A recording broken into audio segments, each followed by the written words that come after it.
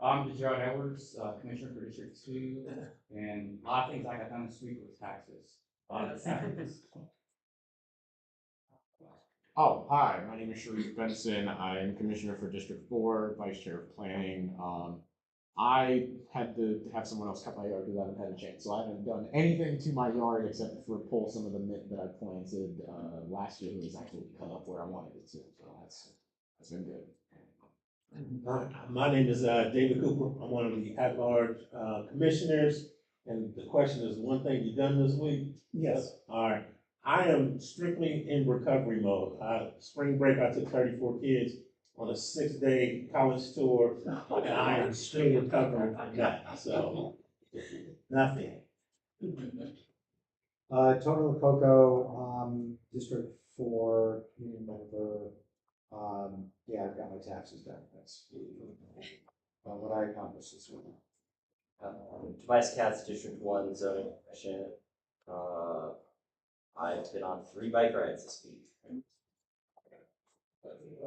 Yeah, it's been great. Casey Chris, District 2 Commissioner. I'll say taxes too. It's very, very worrisome at the last minute. What's the question? What you accomplished this week? What you accomplished this week? Something you're proud of that you did this week. This week? Roy Lowenstein, District 4 Commissioner, Zoning Chair. I guess I made a mistake on something, but I got out of it without anyone saying. Proud of that. All right, so we have today's agenda, we have 2 applications. The first one we'll hear is 476 North Campion, the build duplex with a 2-car garage and door. Yes. Please come to the table. Have you been before the planning committee before? Or is this your first time? This is my second time, but I didn't speak. So I was just a bystander. So you have 3 to 5 minutes to present the project and the variances, and then you'll hear questions from the planning committee, then the zoning committee, and then from proceed. So please state your name. And I'm Steve Johnson. I'm one of the owners, and I would be the general contractor of the project. And the lot, as we see, is a vacant lot, and I'm looking to, with the help of the city, get rezoned for a multifamily, and plan on keeping it, I would say, on the same scale as most other homes, where it won't be an eyesore. At the same time, it'll be a great improvement. And looking to have the work completed within a year. Mhm. And hopefully I can get it where it's affordable type of town. And what variances do you need? I need to get it zoned for multifamily. Right. And you also have a variance for minimum lot size, and then minimum lot area and maximum side yards and for required parking. You're requesting variance from 4 to 2 parking spaces. All right, are you done? Yes, sir. Okay, planning starts the questions. The one thing that when I drove by this property, it's one of the few properties that is just covered with trees. I mean, the emphasis on the tree canopy in Columbus, I'm curious, are you going to try to save any of those trees? If I could, I would like to save as much as I could, for the green. They should appear to be on the lot line. It is. So I do my best. Do you have any renderings of the project? I have just the site plan. That's pretty much what I have. Not really just there. Why don't you take us through those then, please? Well, that's what you see there. Mhm. And if you go back, that's the site plan here. And if you go up, you can see, scroll down or up, you can see the side. That's the side. I'm not sure if that's the east side. That's the south side. And you see the front and the back.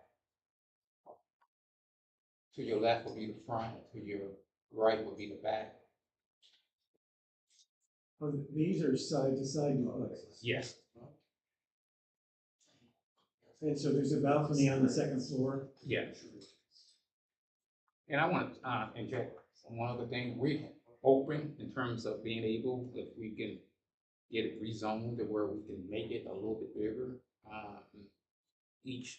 The footprint can be a little bit bigger if you guys permit us to get it rezoned. Well, that should be one of your variances if you're. Yeah, it's, I think it's in the hardship level. I can scroll up. We have it, so.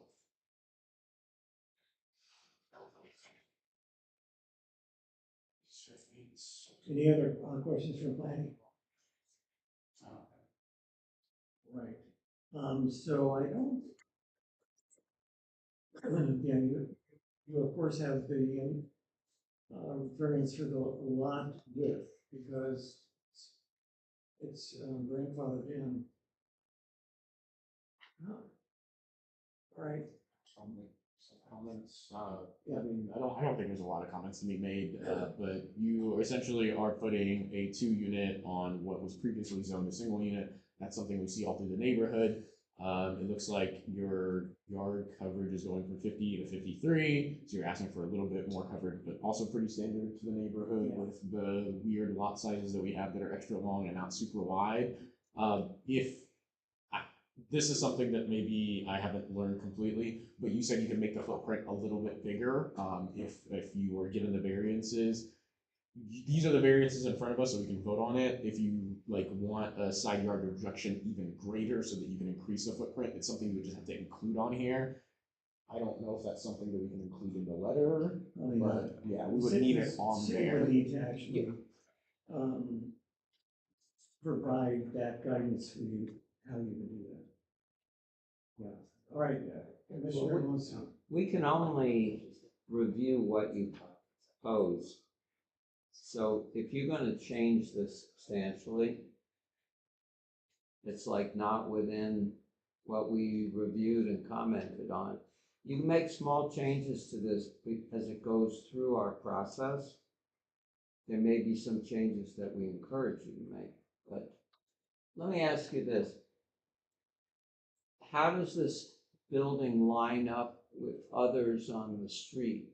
So we generally are looking for the applicant not to set the building further forward to the street than adjacent buildings are. If there is on some streets, some blocks, there's a consistent line of setbacks from the street.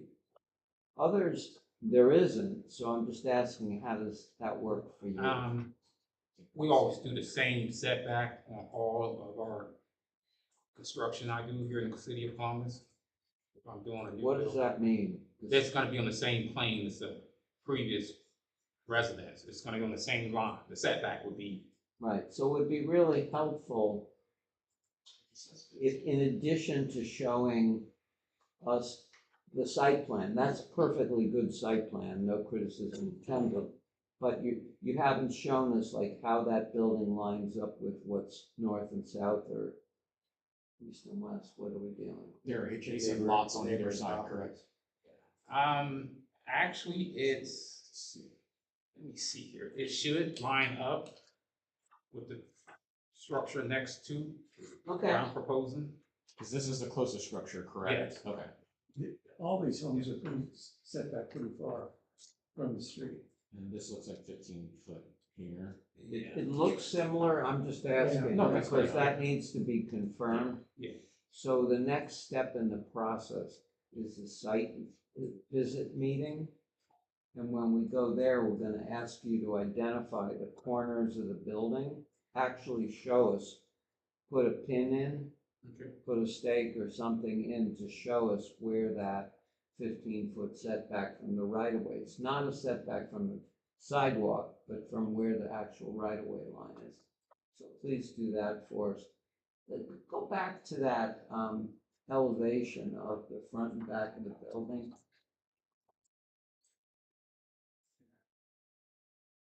Yeah, so that section in the center, if I heard you correctly, what the left side of this is the front. Yes. Is that right? Yes. So that's a pretty unusual front facade. So it looks like you've got a little room. Now, I'm not saying that you never see these. You do see bump outs sometimes like that, but it's unusual. So you're creating an extra room there on the front? Well, you're gonna have stairwell, that's have to be accountable for. You have to be able to Oh, move so, furniture. so that's what it is. You go in the front door and that's Well, part of the way to get up? Well, once we do all of our design, we want it for potential buyers or renters or whatever we wanna do here, have easy access to be able to move furniture around. So I'm trying to get to the floor plan here so I can know. Be able to give you the proper answer.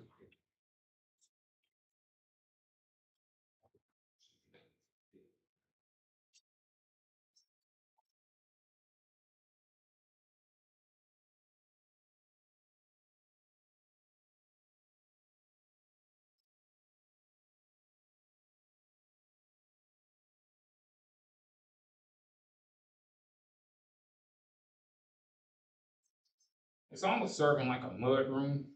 Okay, You come in. okay. Just curious. On the first floor, is there a porch there on the front? Yes. Because it's not so easy to see. And you see the landing and the steps. Just that To little your piece left. of the porch there in the front. Are those balconies on the second floor Yeah, that cover the? Yes, yes, sir. What's the depth of the balcony upstairs? I believe it's about 4 inches. No, I I'm mean- sorry, 4 foot. Let's see here.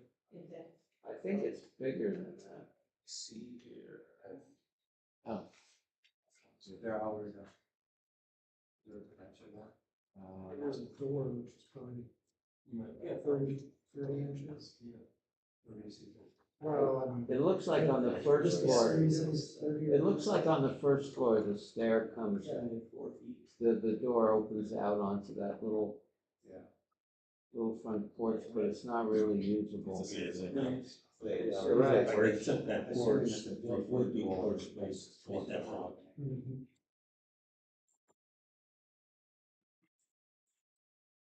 Notice you have basement windows, is there a full basement under? Yes, it's gonna be a room where it's gonna be egress. Ah, okay. egress window. Yes. Mhm. I've recently done a property on ground floor at 535 North Ohio Avenue. And it's almost, footprint is a little similar in terms of you have, 2 bedrooms in the basement with egress windows. And, it was recently sold, here in Columbus, so that can give you an idea. All right, well, I have one other question for you. So the garage, you've set the garage back a fair distance from the alley, like a good 10 feet or so. Looks like. What's the thinking there? Why don't you put the garage closer to the alley?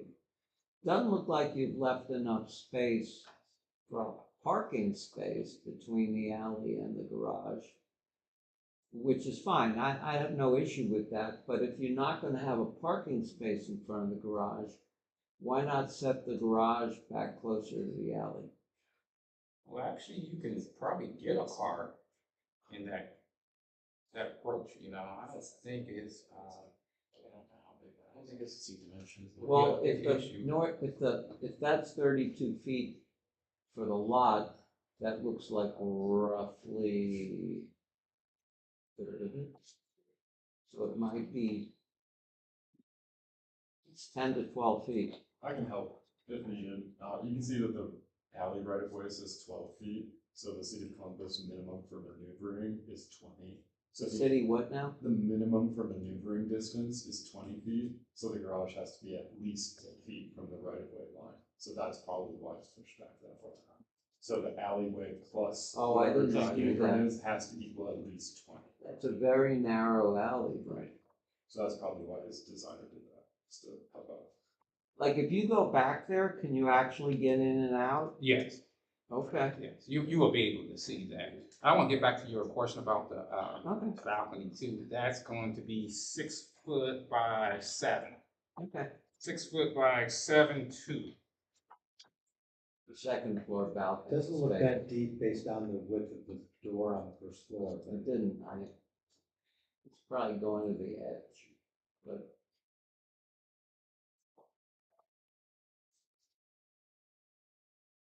Just in general, we like to encourage people to have porches and balconies and things so that people kind of can see their neighbors coming and going and say hi and that kind of thing, and, yeah.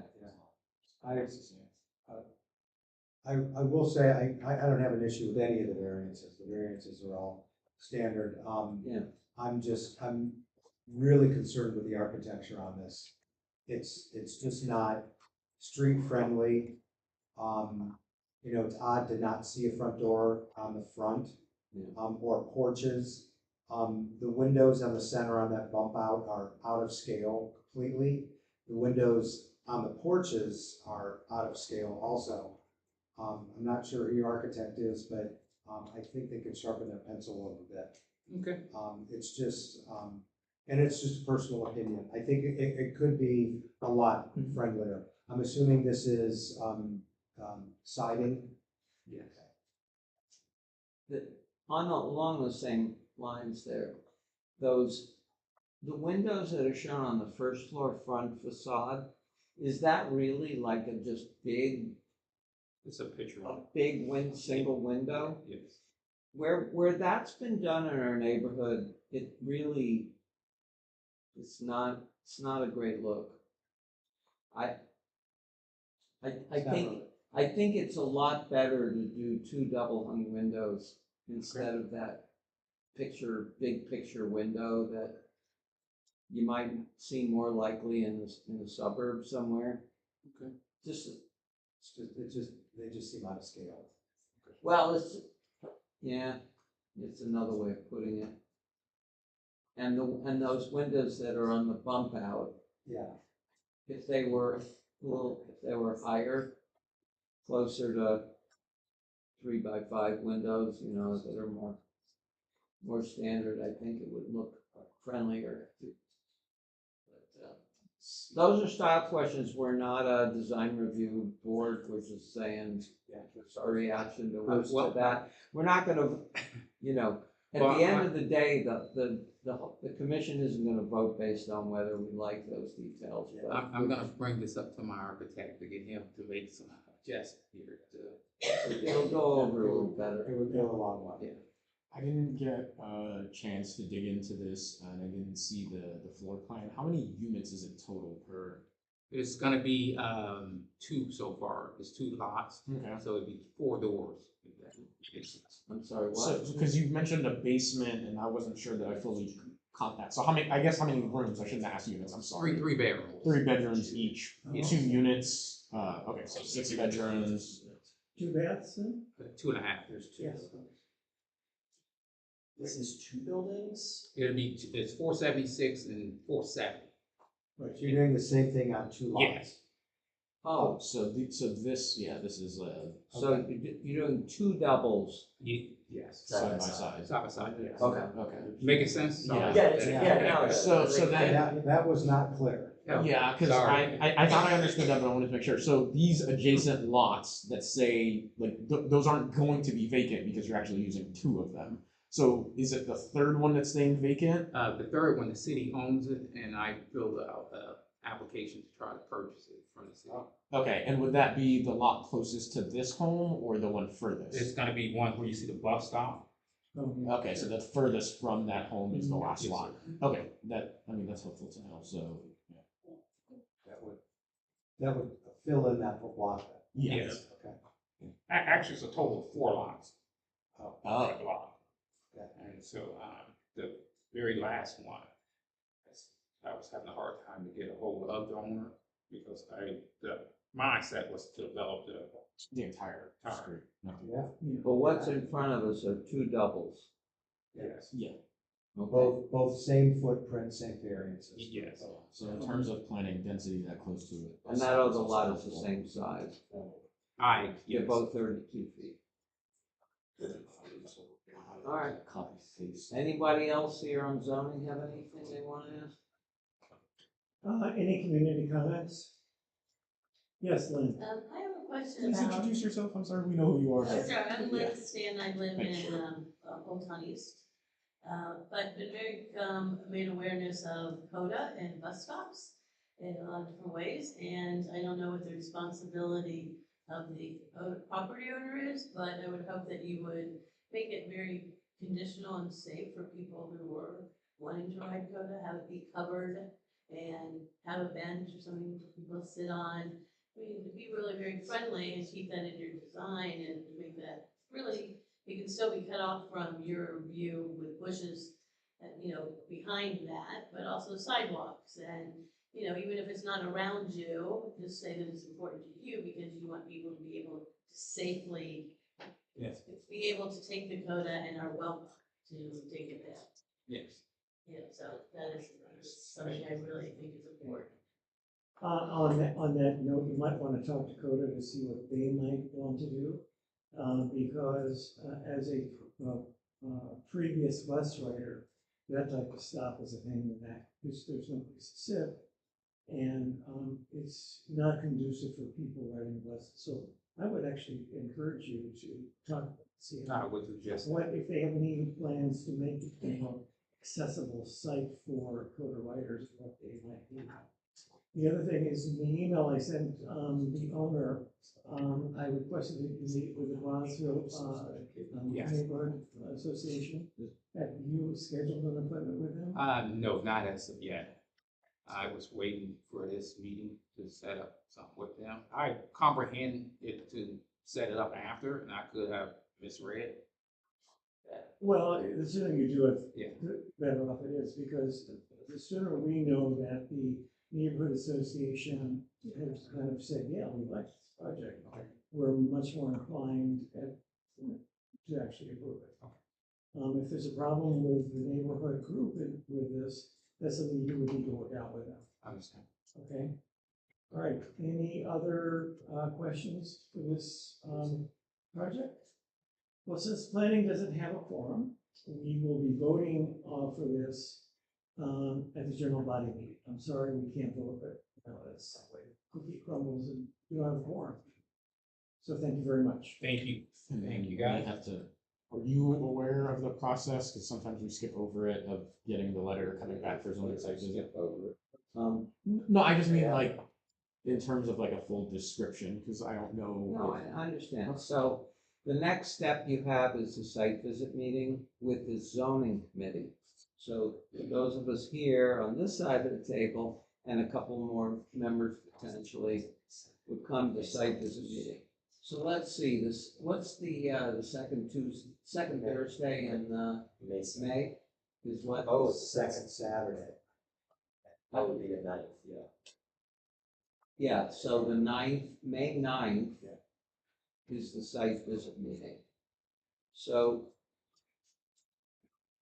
you're gonna have to fill these cards out. Okay. So did you do this once before, or you? Well, like I said, I was in You on it, but observed it, all right. I was not. So there's a whole bunch of cards here that Mr. Ovalle with the city prepared for you to fill out. And you have all of the labels of all the adjacent owners within 125 feet. These are the same folks that are gonna get notified when the case goes to city council. So what you need to do is put one of these labels on the front of each postcard. And you have to fill them out, though.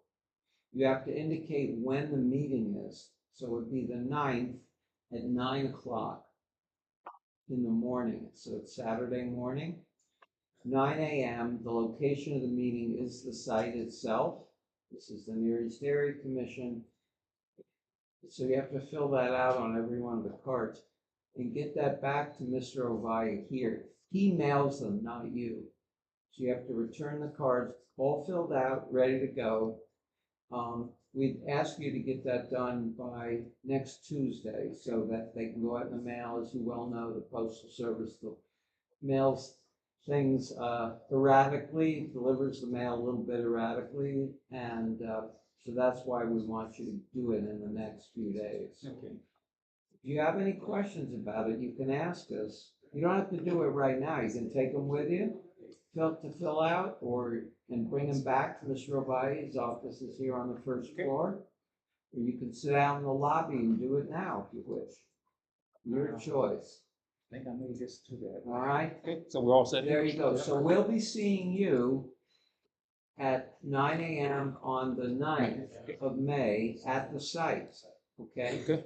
And when we come, be prepared to, be able to distribute the site plan and maybe the elevations at least for what you plan to do. Okay. Okay, and there could be even a couple neighbors, too, because they'll.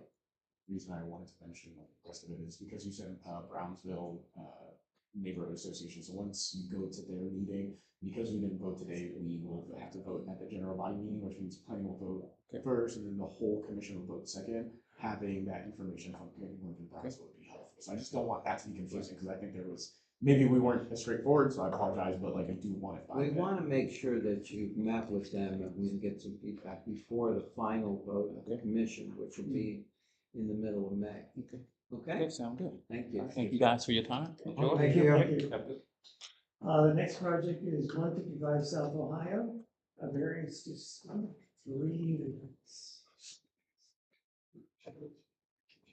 All right, how's it going, everybody? I'm back. So this might be maybe one of the more boring ones we've ever seen. It's pretty administrative. So there are 3 existing parcels that have 2 existing houses on it. The south house in this photo, or in the site plan here, so the one closest to the bottom of the page, has an existing use access easement agreement with the house to the north of the page. So where their garage and driveway is, it's not technically on their property. And so they have a legally binding document that says, hey, we know it's not on the property, but we use it anyways. And there's a fence even and everything, and it's all in the wrong spot. So the point of these variances are to allow lot lines to move to make this an actual legal condition. So this is more of the north portion lot are being absorbed into the south person's lot to make the lot lines agree with where the stuff is. So that's what they're doing. That's what this whole thing's That's about? what this whole thing is. You're not proposing to build anything? Nothing is being built or moved or anything. No? So there is, I think 15 variances, because when you do anything, you have to conform all the existing conditions. So obviously these houses were built in the very early 1900s or late 1800s. So they need a million variances related to what they already look like. So we can certainly go through them as we would like. It's lot size, clear vision triangle, required side yards, required parking spaces, lot width, all that stuff. So. And that's really based on the size of the lots. And the structures of the lot. 100% of the conditions are existing. All that's happening is that instead of it being a shared use access agreement, is now a lot line location instead. My bad. Feel free to look at the parcels. When you go look at it, you'll see exactly what you'll see in the end. So you can see there's one house with that white driveway, the one that's actually paved, is technically not on their property. So when this is done, it will be on their property. It's great. So help me understand here. Your bottom line is you're moving the lot line. Yeah, don't move the screen, Sharif, but He's pretty much just moving. the lot line is currently like halfway through this car. Yeah, And when this is done, it'll be here between the 2 garages. okay. So, That owner for the lot next to it, sorry. the owner of the lot next to it. Yeah, those people to the right side of the screen own. Okay, so they don't know. Yeah, so they have a legally binding document that allows them to be there, and he's purchased it. It just isn't where the land is. So they hired me and said, "Can you help me figure this out?" And I said, "Sure." I mean, that doesn't make it easier to sell in the future if you ever wanted to. It's rid of some headaches. I drove by and I wasn't sure what I was looking at. Yeah. But I didn't see a zoning action sign anywhere that I could. There are three actually, because technically it's on 3 lots. So one is along Elliott Alleyway. I didn't Shoved, go down that way. yeah, shoved into their fence. One of them, they have those walls along the front and no grass median. So it's technically like in the yard of the first one, because that's where they had to put it. And then the other one is on, what's that? That's Oak Street. So there's actually 3 signs. I mean, you don't have to answer this question Yeah. or not, but why is he doing this now if he has an easement? I think for just ease of mind for both owners. Fair enough. Yeah. Well, if he wants to go, if he wants to If he wants to get a sell. loan, Yeah. refinance his house, why he would do it now, I don't know, but I mean, just, Yeah, no, there will be no fiscal changes anyway, let's put it. So the third lot is on Elliott Alley? The third lot is technically, if you went past it, it looks like the yard of the Oak Street house. So it's just their yard, but it's technically another lot. So the one that faces Oak Street, that's their backyard, I guess I'll call it. But I don't presume to know, but did they have a discussion with you about any pitfalls or upsides of doing this such that, I guess I want to be helpful, I don't think this is going to face any opposition, but are they sure this is going to be helpful to whatever they want to do in the end, as long as it's not going to be. I mean, the people That'll who be up to live them, in the but- house that faces Oak Street will receive money, so that's beneficial to them. I guess, yeah, no, that's There will fair. no longer be a wonky line that doesn't make any sense. Okay, So- I just want to make sure this isn't going to trigger any weird things where they're going to be like an illegal battle and be like, maybe I shouldn't have done that, but No, that's I up for mean, them. basically, they submitted all the lot split materials and they didn't know that they had to conform all the existing conditions of their own house. So that's when they were told they need variances to do this, and that's when they filled it. So their lot split has been approved by Franklin County and the city of Columbus pending these variances. Yeah, not affecting that at all. But Josh, this is kind of janky. Where is this line just moving north? I think, yeah, for some reason, So well, it's he just still all has gonna access. be absorbed into one lot. So I think at one point the city of Columbus might have had an alleyway there that was also vacated, which added to how weird this is. And then they gave it to the north parcel instead of the south parcel.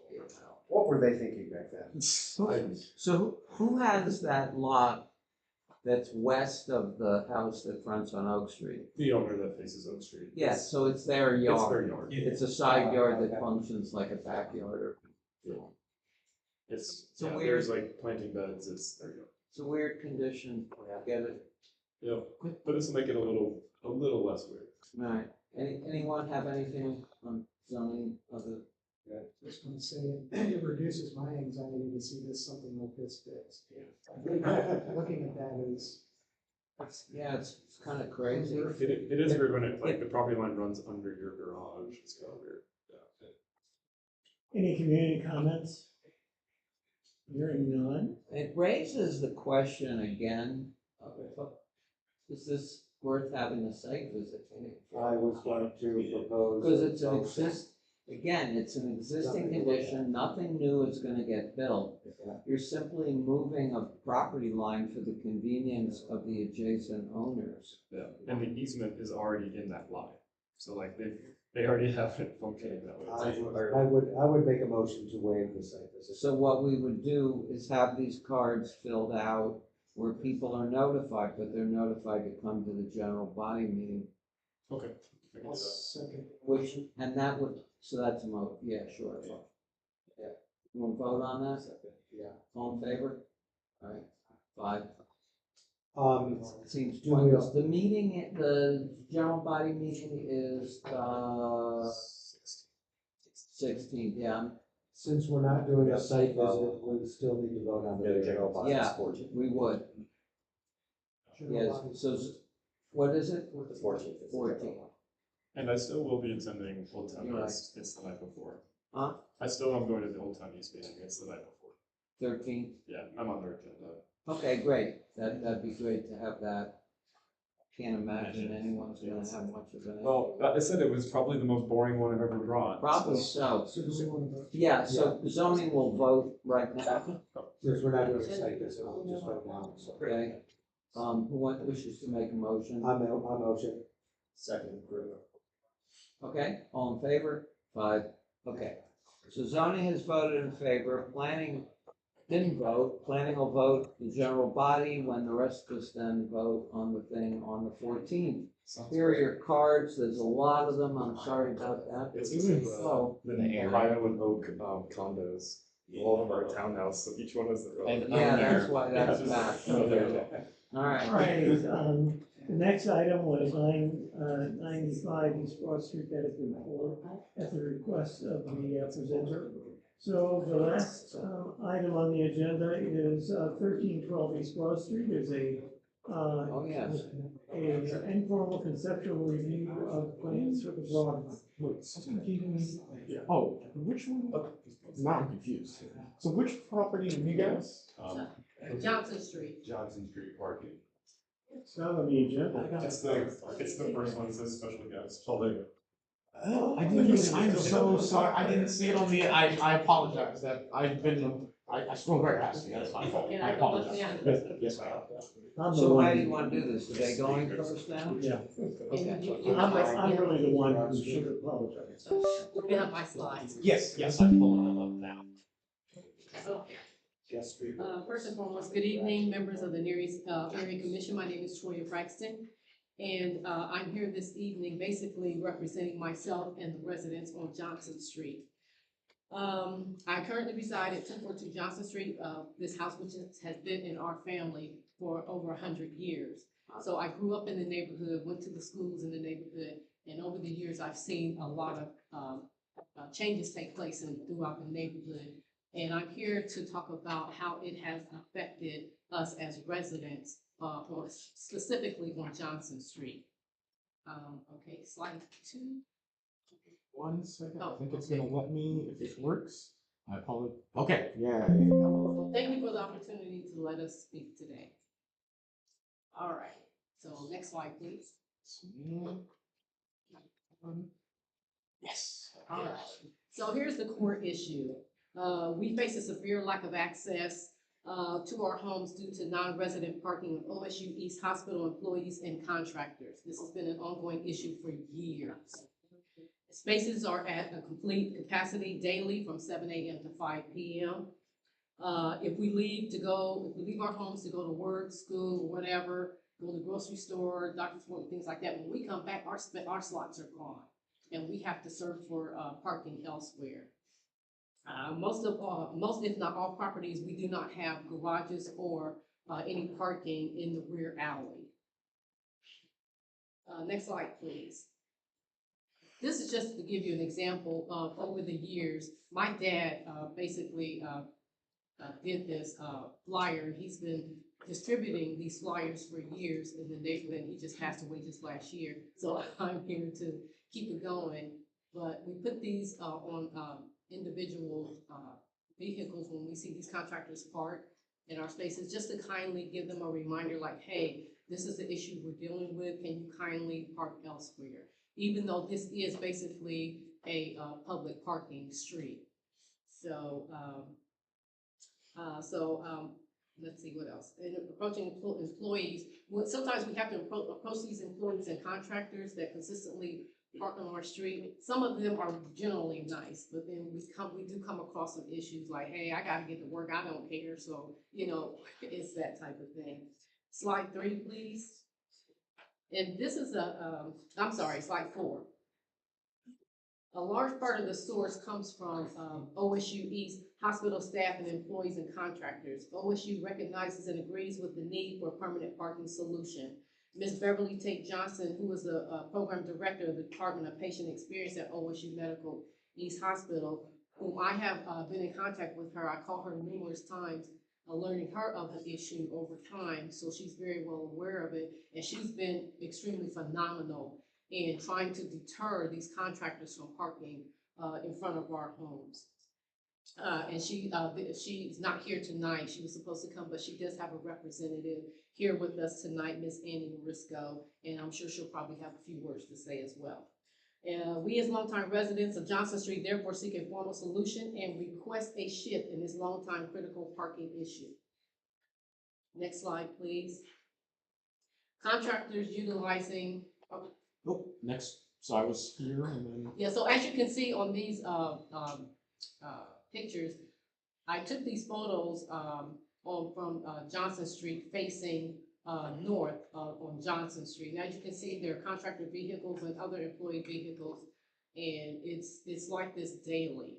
And it's a two-way street. The street is extremely narrow, and only one vehicle can pass at a time.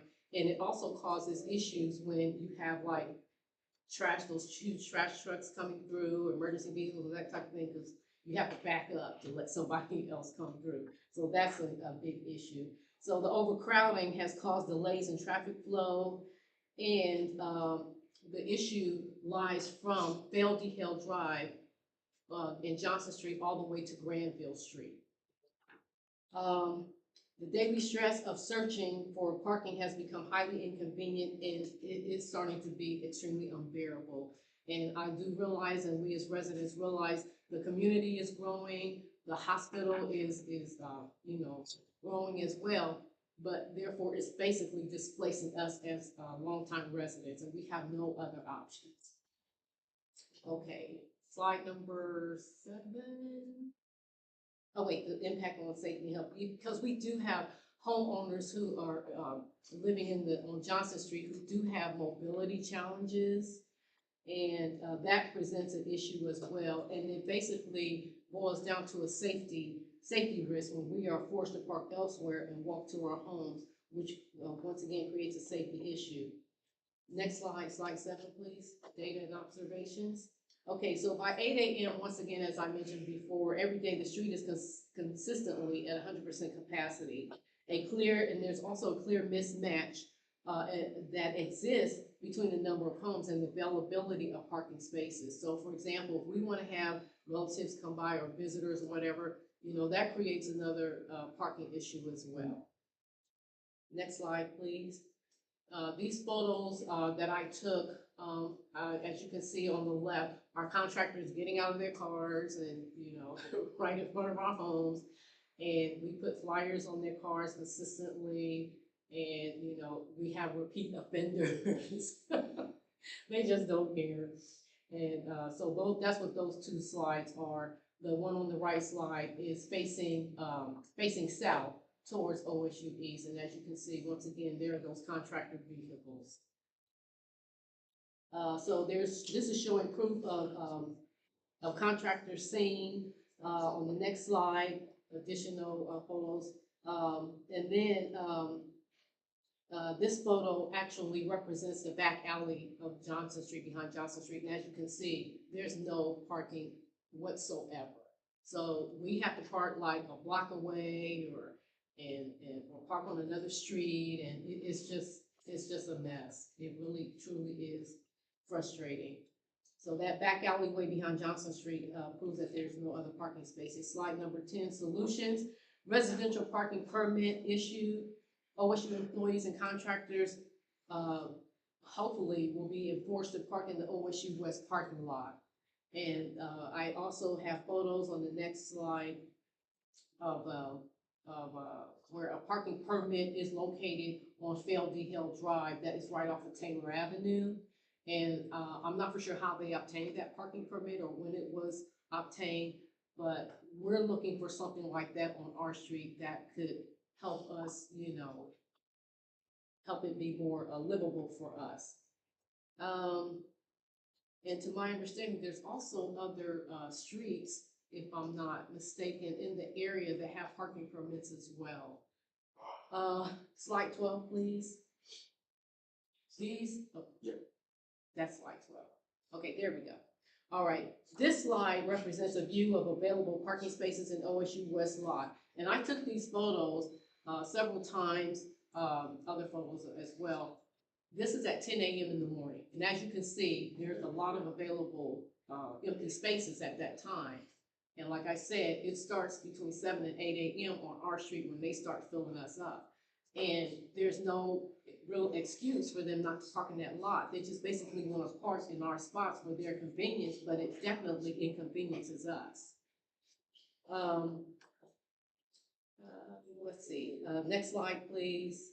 And these are just additional photos that I took of that, west lot, once again representing that they do have ample parking for their employees and for the contractors.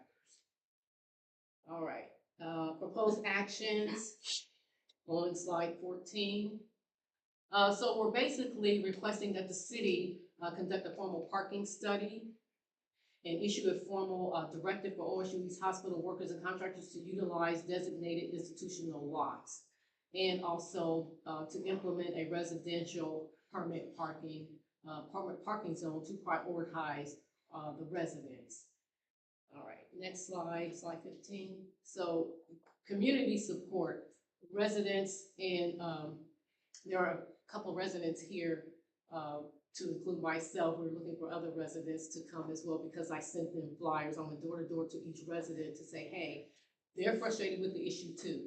And I let them know of this meeting that we were having today. So I was expecting more of a turnout, but I do feel that the individuals who are with me here today are very supportive. And we're just looking to collaborate with OSU in the city so that we can get a study and permit parking. And at this time, I would like to open up the floor to attendees, to our attending residents, and other community supporters that are present to speak. And I have here, this is one of my neighbors, my next door neighbor, Brandon. Guess that's me. Good afternoon, everybody. How's everybody doing? I've lived at 246 Johnson Street. We are in the process of buying our home. We've been there for about 10 years. We've seen the entire community change from, abandoned buildings and scary buildings to beautiful homes. We've seen that the neighborhood start to flourish and start to look better. This is becoming a constant issue. If you can go back to the clip or the clip where it shows the street with all the cars on it. Yes.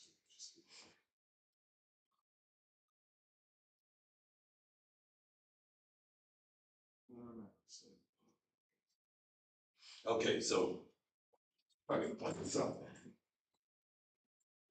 The closest residential car is here. Everything else in front of it is employees.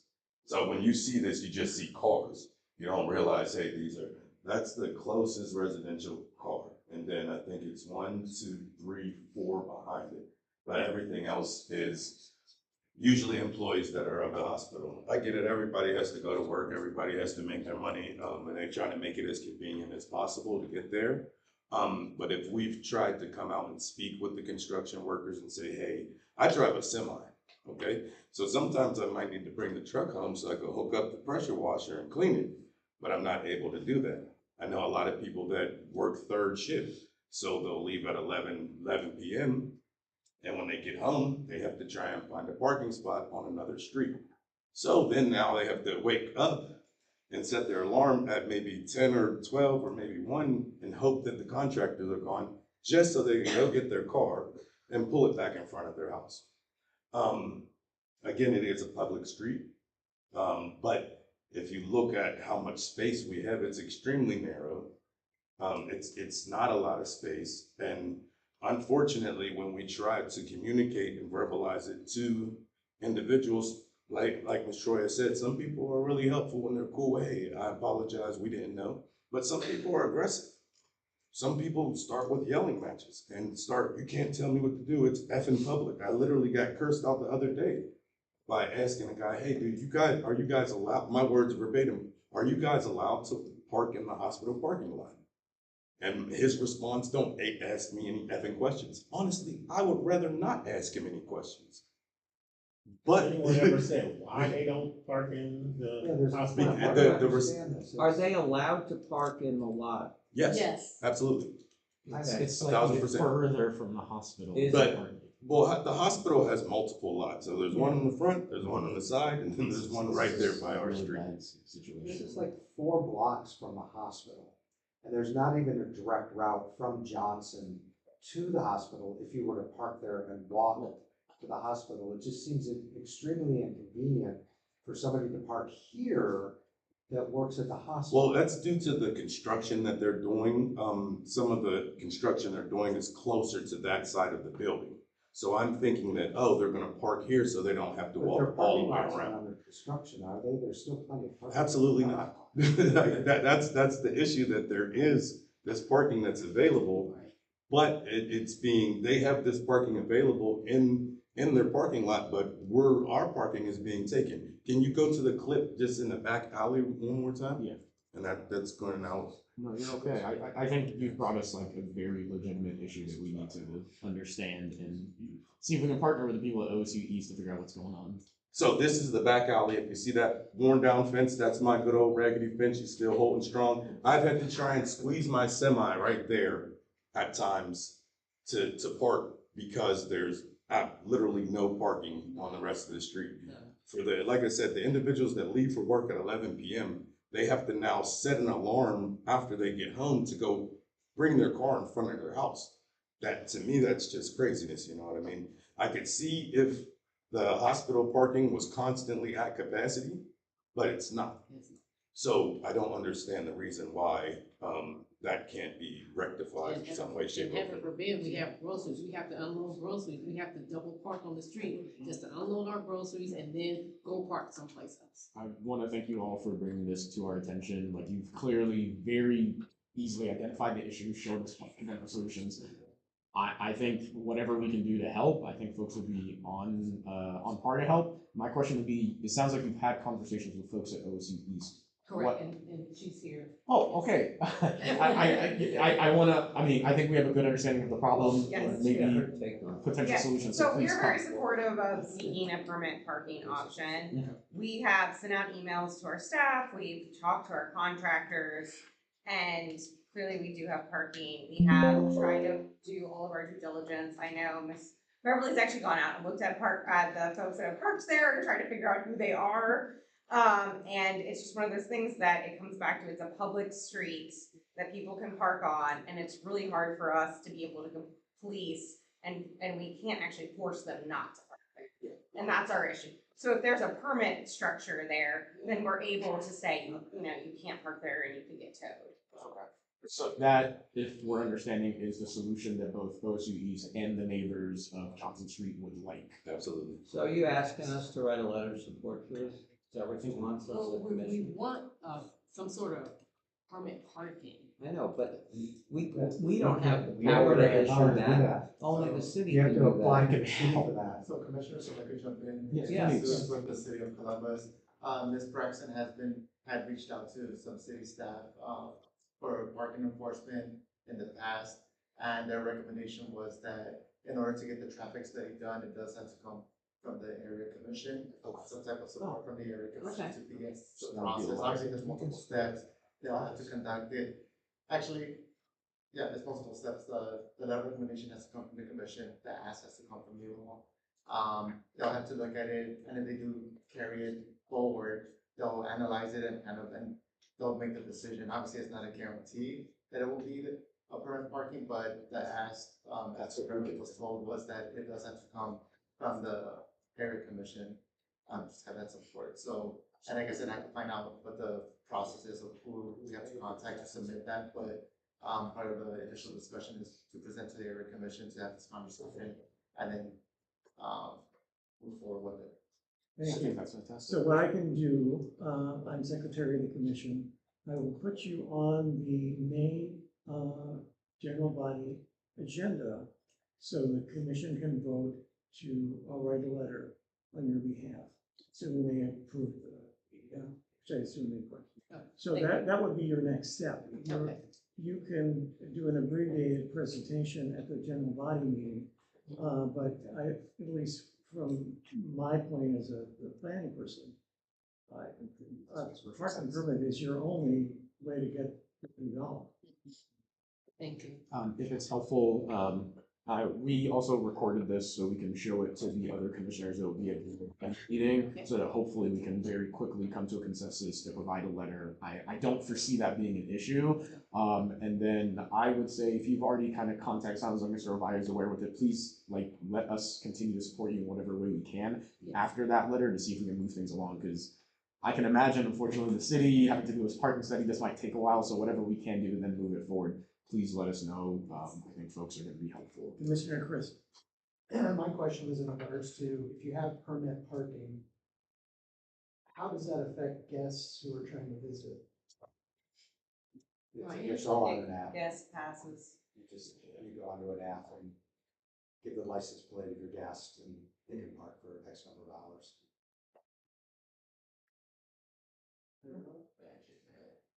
And then if I may, are there any other ways they can partner with OSU East? Yeah, I mean, we would be happy to write a letter of support as well, and we'd be happy to add our voice to whatever discussions happen with the city, and talk to staff there as well. I think we recognize that this is a huge issue and we don't want to be bad neighbors, and so we're willing to do whatever.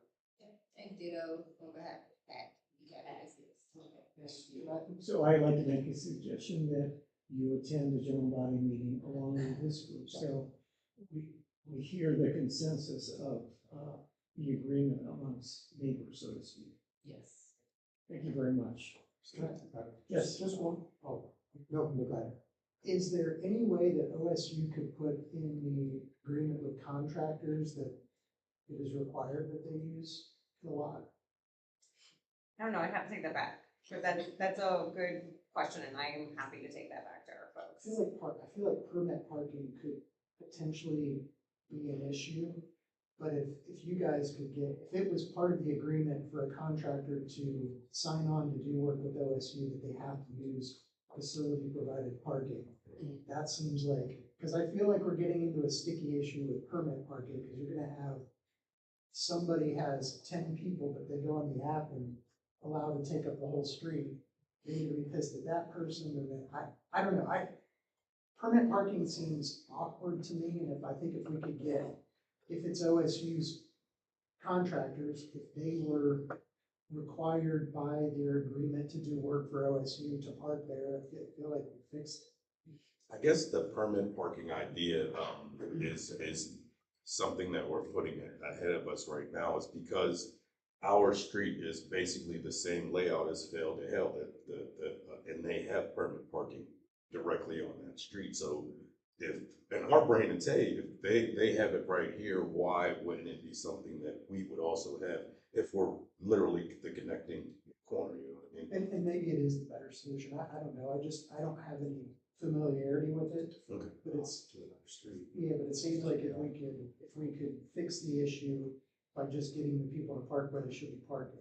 Yeah, absolutely. Whatever will work, you know, we just want to be able to park in front of our homes. If we got groceries, we don't want to walk all the way up to the block carrying groceries. I have a granddaughter. She likes to bounce around and have a lot of fun. I don't want her bouncing off while I'm trying to get the gallons of milk in the house, you know what I mean?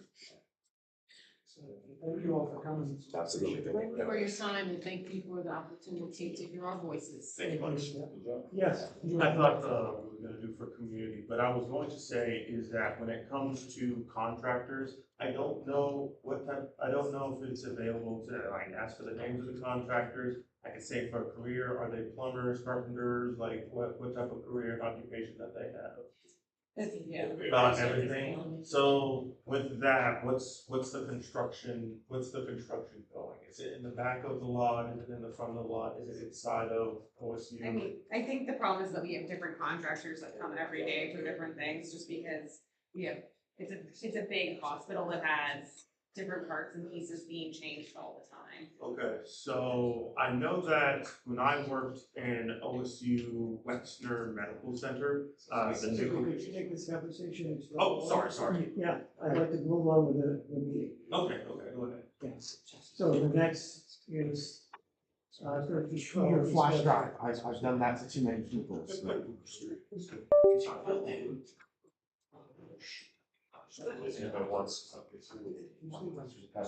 Heard of everybody, but preliminary.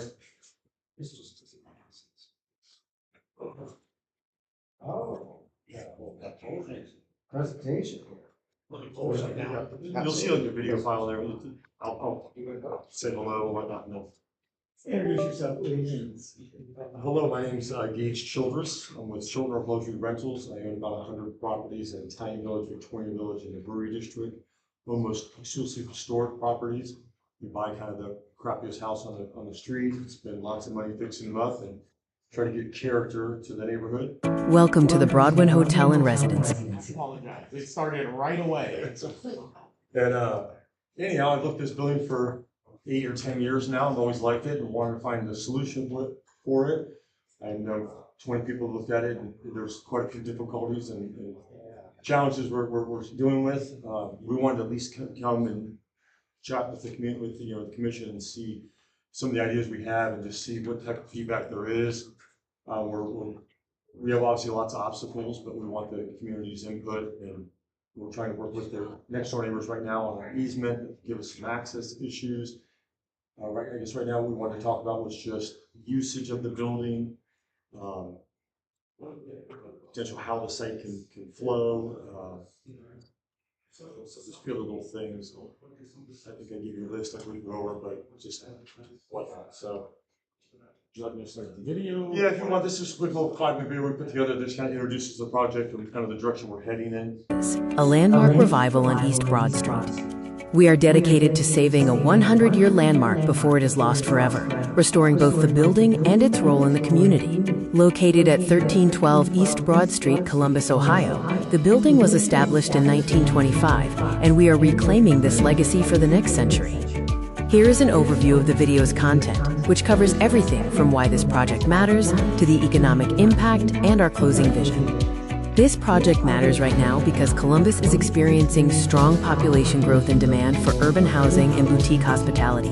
Broadwin has been vacant for over 2 decades and is at risk of being permanently lost. This is a rare opportunity to restore a defining piece of East Broad Street and introduce neighborhood integrated hospitality. The Broadwin Hotel and Residences is the revitalization of a long vacant historic landmark, reimagined as a boutique hospitality and residential destination. The project is rooted in preservation, creating an active, community-oriented environment, transforming a long vacant structure into an active, tax-generating, community-integrated asset. The Broadwin brand story emphasizes our commitment to preservation and elevated design. The fleur-de-lis symbolizes refinement and authority, while the rosette represents life and renewal. This next chapter honors the building's legacy, reintroducing it as a vibrant and enduring part of Columbus. The development program overview details a balanced, mixed-use program designed for long-term viability. It includes 40 boutique hotel suites, 32 residential apartments, a public-facing restaurant, a wellness spa and fitness center, outdoor pool terrace, and other amenities. Our residential strategy focuses on right-size studio and 1-bedroom housing for downsizers, professionals, and relocating residents. This mix supports attainable, urban living without compromising design, aligning with Columbus's housing diversity and workforce accessibility goals. Broadwin advances the city's goals for housing diversity and accessibility through adaptive reuse. Located along key transit corridors, it supports transit-oriented, workforce-accessible living by reinvesting in existing infrastructure and activating a legacy building. Our site planning prioritizes an active pedestrian frontage, intuitive circulation, and the use of existing curb cuts via an easement access agreement to reduce traffic disruption. The result is a walkable, well-organized site that seamlessly integrates into the surrounding neighborhood. The traffic and circulation strategy minimizes disruption by using existing access points and alley-based service. Guest arrival is via a valet driveway. Residents access the garage via the rear alley, and public transportation is available at the Coda bus stop. We are controlling traffic and minimizing disruption through coordinated parking and access. Hotel guests arrive via valet or rideshare.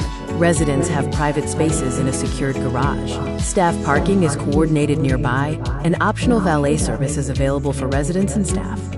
The arrival experience features a matching covered arrival canopy that attaches to the historic limestone band. A 3rd-level terrace connects to a meeting and breakfast room, supporting small events. This is designed to respect the building's historic architecture while enhancing the guest experience. The Wellness and Recreation Collection offers extensive amenities, including outdoor leisure like a swimming pool and pickleball courts. Wellness and fitness options include a spa and fitness studio. Club and social spaces feature a restaurant, bar, cafe, and lounge, along with a landscaped dog park for pets. Public and community access is designed to evolve throughout the day, supporting daily life and social experience.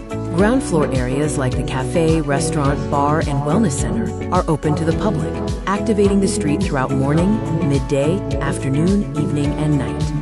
Broadwind represents a $15 million private investment, transforming a long vacant property into a long-term economic contributor.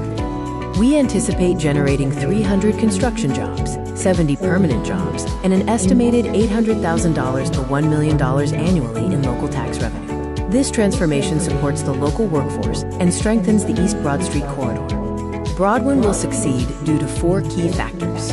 We meet a proven and growing demand, are an irreplaceable historic asset, offer a thoughtful and balanced program of mixed uses, and are highly aligned with city priorities. This is a measured response to real demand, ensuring long-term viability. Our experienced ownership group is equipped to successfully deliver thanks to active local ownership, hands-on historic restoration experience, in-house operations and property management understanding, and a long-term ownership commitment. We understand both how to build and how to operate, ensuring long-term success. Our closing vision is simple: reconnect this landmark to its neighborhood and restore its role on East Broad Street. We plan to preserve the past, invest in the future, and create something Columbus will be proud of for the next 100 years. Let's bring Broadwind back to life together. That's all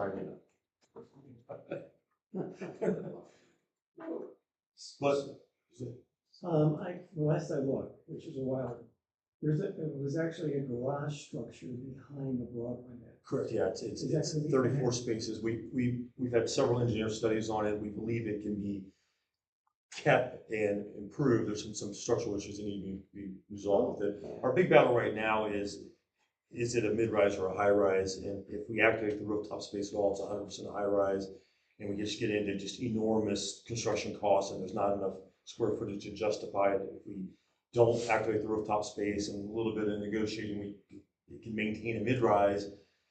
We're going to sprinkle the property and fire alarms and all that, but we really want to, to actually activate the property and utilize it. We really want, a rooftop, either penthouses or rooftop decks. The minute we do that, we get in, we classify as a high rise, and we need safety elevators, so the shafts have to be built. It just gets a lot more complicated. And if that's the case, we're still discussing with the city now. If that becomes the case, we will possibly come back with a revised to add 1 or 2 glass floors of penthouse space above to justify the additional $1 million or more of life safety addition. So we're still just trying to see what the neighbors want, what the city wants, what the building wants. This is the largest project we've done. We've done 100 small projects that have lots of complications. I own a whole street of houses where not one house is on the property line.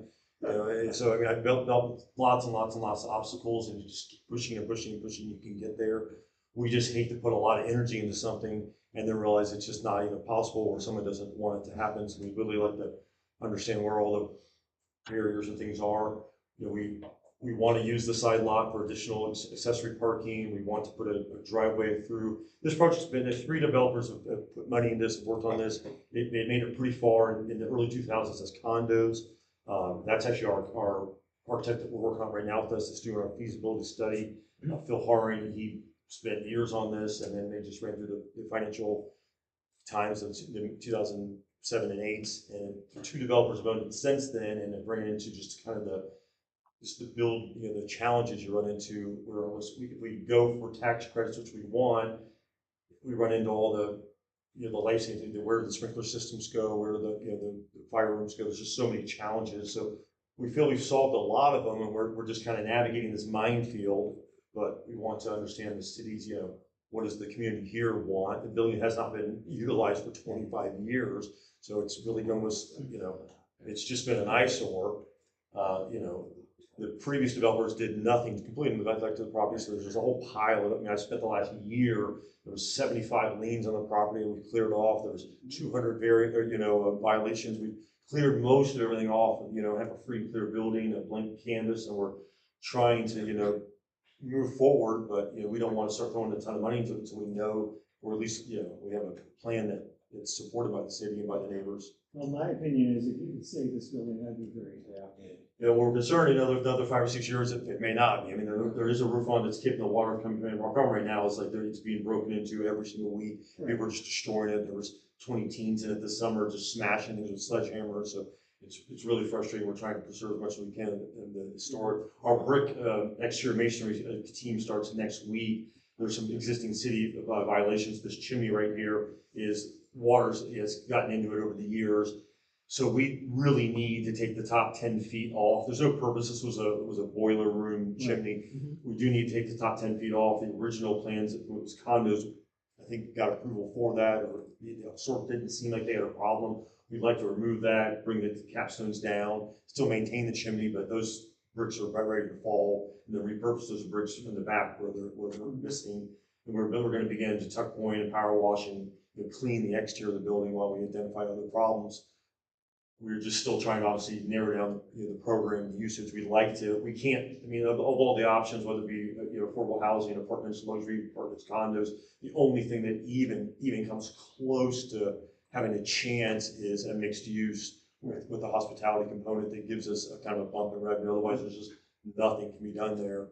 And that's why it's sad. And I've talked to 20 other developer friends in town, and everybody's looked at it, and nobody, even if it's free, can make it work, and that's so unfortunate. So my other comment is, because you are reconfiguring the interior, if you can save as much of the architectural. Yeah, we're hoping to really reconfigure the interior. We're hoping, this originally, what it was a hotel building with some longer term apartments. Oh, was it? Yeah, this originally in the 20s, this was a hotel, and then it kind of converted to more extended stay and then into apartments. And so we're really just bringing it back to what it was. If you look at our plans, we're really just enclosing we've taken a few of the larger rooms and just added a wall. The sector of the interiors really does not want us to change the corridors at all, so we don't really want to. The soffits were built in the hallways to run mechanicals. There's some concerns about that, but we do have to run sprinkler lines and heads, so we do need to navigate this. We're hoping we can preserve what the state wants and still receive tax credits. We're preparing a tax application. So question, I'm in the housing field, so I know some of the things you're talking about here. I'm assuming you're gonna get federal historic credits on this? That's what we're hoping, Okay, because if you're gonna get federal historic credits on it, which is logical to do, that would then take away a lot of concerns we might have about preserving its historic appearance, because certainly the facade, there's only so much they, do to it and still be eligible under the standards for historic preservation. So that would be a plus, I think, to do that. I think at an earlier point in time, this had state historic credits on it. Yeah, so it was awarded Yeah. 2.8 million of state credits that were filed, and we're reapplying for that. Good. I hope you can do that also. There's a lot of positive feedback. Our Yeah. challenge is we need a program that's accepted by the city as well as it's code compliant and will work. So. And I as people on the commission know, I'm in the affordable housing business. I ran numbers on this for somebody maybe 5 years ago, but actually its best use would be as an upscale project. Buildings like this just don't really lend themselves very well to being affordable housing. And I think if you can pull off what you planned, that'd be terrific, I think, in general. I would like that issue about the parking, there's got to be some parking here. Yeah, Lisa, there's 32 current spaces on the that we believe residents will go to. We're in discussion with the neighbors next door to put in a valet parking agreement. Yeah. They seem very interested. We just haven't. So it's next door to that synagogue. Correct. So our access proposal is this is a right of way here. So we want to come in off their existing current. If you look in the folder, there's actually a easement proposal that we're see that we don't want to do a curb cut on Broad Street. If you look at the original recommendations, it's not recommended. Everybody else Well, I is was trying. assuming it would be off the alley where that parking is already. Yeah, there's access to the garage, correct, but we'd like to do a valet entrance up to the front Oh, entrance. I see. And we need to be able to bring cars into there, and it would spill out onto, Winter, so if we. Because their parking is empty most of the time. Yeah, correct, most of the time. I mean, they've got some nights where it's pretty busy, but. Right, so I Yeah, hope. so we want to be able to go, instead, the previous developer requested a curb cut right here, never really got anywhere, that we prefer not to do curb cuts if possible. We want to be able to come in the existing curb that's already there, and we'll come across their site through an easement access, right across our site. So that would be best. If you go the jump drive, there are actual site plans, okay. just look at the site plan, there's one easement. The easement access survey? Yeah, that was probably good, the survey, and Okay. then the other one, the landscape plan has a much bigger one, yeah, so we wanna be able to come right in the existing driveway and then come across our site. We would need a curb cut out to the, Winter Avenue, for cars to spill out on that, but. Sure. So really, I guess the things that affect or change would be this driveway, this empty space here, we'd like to currently make it an accessory or temporary parking. This would be probably a permanent paver parking lot, like a brick pavers for 8 to 10 cars that can be drop off, temporary parking, as well as a recreational pool, extra pool on it. So there will be some hardscape requests. Yeah, before we get too into the details, you're here for conceptual review. Sure. You've mentioned it multiple times. You want to get kind of the temperature of the neighborhood Correct. and the areas that are coming. So I don't want to get too far down the specifics. So just to kind of recenter ourselves, there were some specifics that were mentioned that may lend itself to that I wasn't quite able to pick up very well. But if you could give a quick overview of the project, it seems like it's going to be mixed use. There's going to be I guess a hotel or short-term stay, just those very specific points. Correct, really yeah. quickly to capture. First 4 floors or hotel, short-term stay, Okay.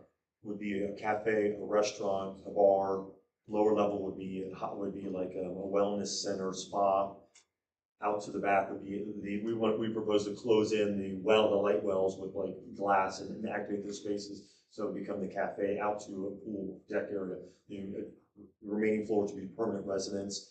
We've elected smaller studio 1-bedroom units as a current renter in the neighborhood. There's a big demand for, we can keep the cost of the unit down to where it becomes not luxury, but still somewhat attainable, at least for workforce.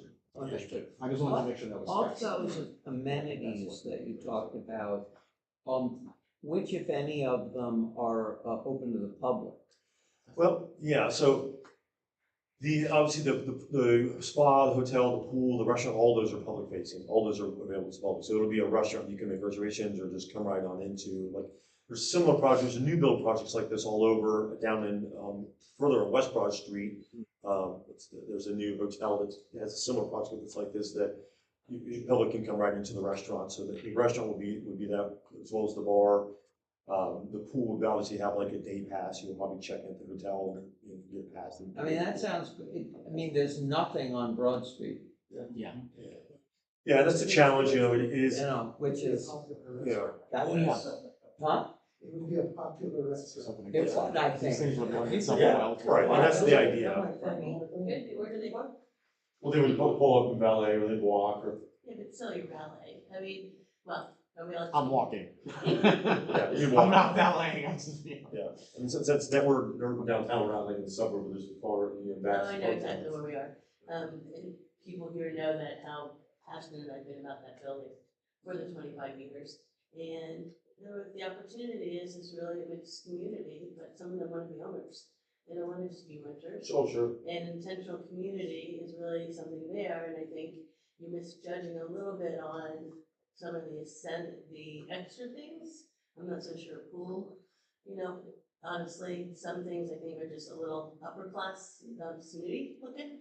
And it's not really sure that people here, I know personally, there's probably about 20 houses that would sell if they could buy a condo there. Yeah, And no, it's our community. plan is to sell condos. It's just right now with 9% interest rates and high taxes on it, there's just the demand, right, it currently is not for purchasing. It's what all of our agents have told us. So our plan would be to sell in True, 4 or 5 years. but you're also talking about unusual type of project. Doesn't necessarily have to do, and I'm happy to talk with you outside that, because that is my passion, that there really are other ways than the typical only this way, because the system's what they're telling you. But, I mean, not just because there's different ways of funding that can happen. But I endorse it, totally. I hope that you will, work with temporary official next door. They have challenges as a synagogue as they are. But also they will have people that will want to live there and buy there. And I think that if you have a lot of locals moving to there, then really you already have a built-in audience. And that's why I'm a little concerned that input on a lot of outsiders coming in to purchasing, even if they're only there for a couple hours, because even your locals will not walk. I mean, it's just, so the older ones won't walk, but still will want to come and support and be part of.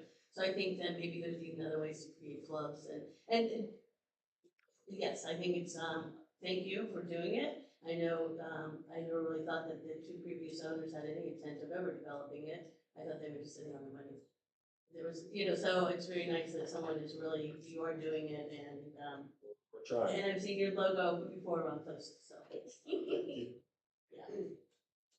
Other comments? Yes. I was curious, so when you're talking about raising it, does that would fall within the new city guidelines as far as height? Is it 8 stories now? Currently, so is not Or correct. you're talking about adding 2 more? Only if it becomes classified. We don't want to add stores, but if it becomes class, we have to become a high rise. There's no feasible way, there's not enough square footage in the building to justify the build out. Right now, our bids we're getting cost more for rehab than what does to build brand new. It's why the last 2 owners both have done 3 other projects, but they couldn't make it. Because unless you get $100 million from the government, we can't make it feasibly work is the challenge. The rents have to be $5,000 a month for an apartment because it costs $2 million for an elevator in. So if it has to be a high rise, then we would probably put together a plan to add 2 additional floors that would highlight the historic part, but then it would be a modern class addition on the top. So then we probably bring that through proposal phase, and we haven't hit that hurdle yet, but it's something that continues to keep coming up in our conversations. Structural engineering says they can handle as much as we want to throw at it. Any other comments? Just, you mentioned a couple things really quickly. Would you need any zoning changes as the city's coming through with these zoning changes? We want to be proactive. I don't know if any zoning changes. The challenge is it's been legally deeded as condos, but I think it's still zoned as a multifamily building or commercial building. I think it's already I'm not sure if we're going to need use permits or what. It's in the updated zoning as a mixed use. Yeah, I think almost so. anything could be built. Right. Just wanted to make sure height- they're not very. The height limitation is, what is it, 9, 8? Yeah. Is that it? Okay. All right, so we may need a variance if we do want to. Well, there. Go higher. Yeah, the new Yeah, zoning. yeah, There's zoning. Yes. No, yeah, new zoning, I think it's up to 14. Yeah. I Yeah, just wanted to make sure. I looked at Yeah, it so before. as soon as all the conversations it sounds like we're going to potentially have to have, if we have to, cut the floors and put new And elevators. there's no parking, there's no parking requirements? Yeah, well, we would want parking. You would, of course, but I'm The saying, zoning code. the doesn't zoning require code it. that got changed last year for this, I don't know that It you, wouldn't be a parking variance. Yeah. and it might end up with something because it's a unique building and who knows, but it might Just not. to make sure that Yeah. there aren't any other barriers or what's along with this. Very good. If you're looking for positive feedback, hopefully you felt that. Yeah. I would encourage you to come back as your plans mature. Because I'm excited about this project. Yeah. And Yeah. I think the neighborhood will be too, depending on how it's done. Right. So please, give us a 6-month update where you Yeah, are. we are. We're just trying to navigate. Every time we make any move, 15 things get affected. It's different when you just have a flat ground, you can kind of build whatever, but it's hard. You can always come to planning and zoning with another conceptual review, but it might be to your advantage to go to your body meeting when you're really more. Sure. When your plans are crystallized. All right. And this will be recorded, if there's anyone that you want to see. That's wonderful. And we are done. We are done. Thank you very Thank much. you so much. Thank you. Motion. So moved, sure, Benson. Favorite. We're done. It's let me know.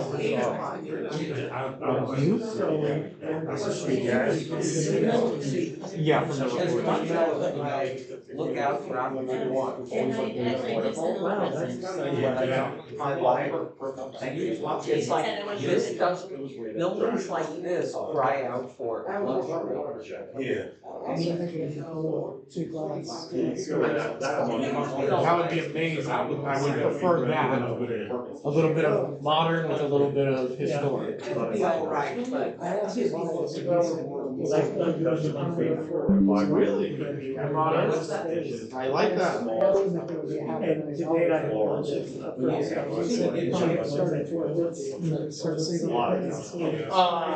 The day and everything. It's hard for me to get away from something. I need a yard. And like, I get to sit out in my yard, I love it. I quite enjoy that. Doing all those. I'm barbecuing and I put out my gasoline for my grandma. Some people want that.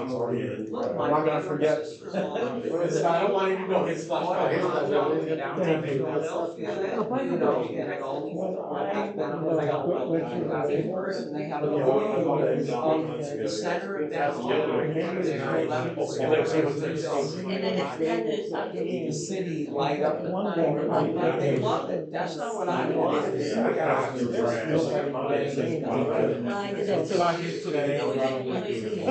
That's interesting. Yeah, because I think, from my understanding is, they asked the applicants to pull the labels.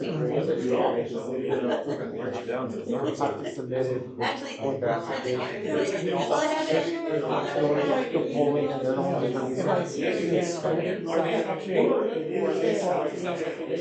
So, I have to check the website, all the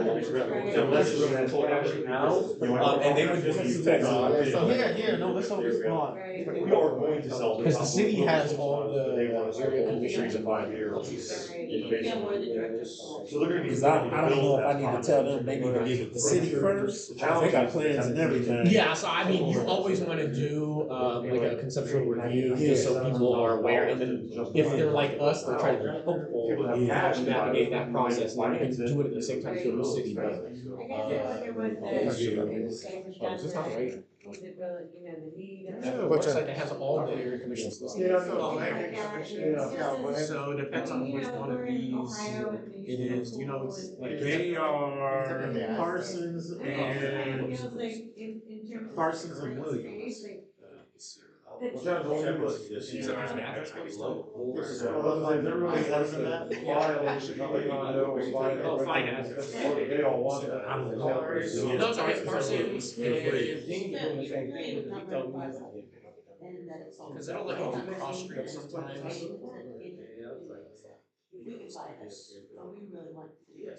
It might be far south. Yeah. I don't know. Williams Road. Oh, that's neat. Too many restaurants. Sure. That they can truly be, you know, part of the team. And that's what we're key, because there is some, there's needs. There's also a need for, you know, to get a couple of space that.